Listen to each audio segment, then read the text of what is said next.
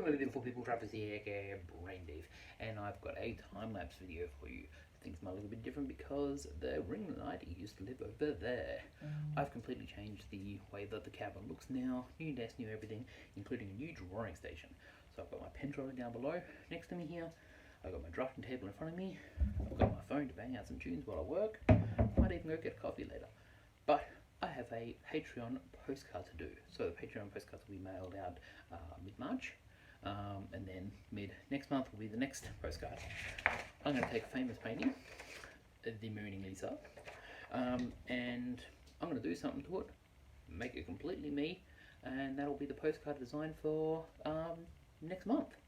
So yeah, hang around and see how that goes. Okay, so new drafting table.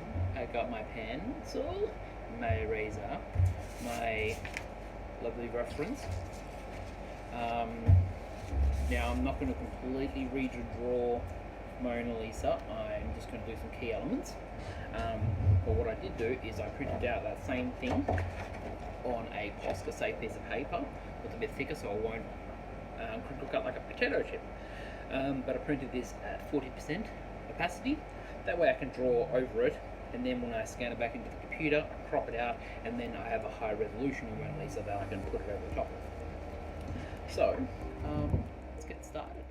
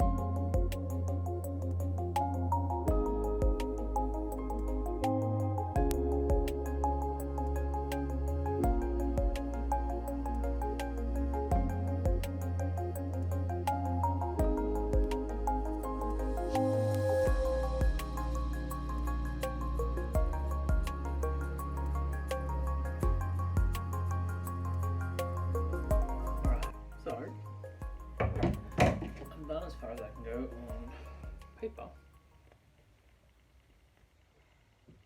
It's a little bit rough.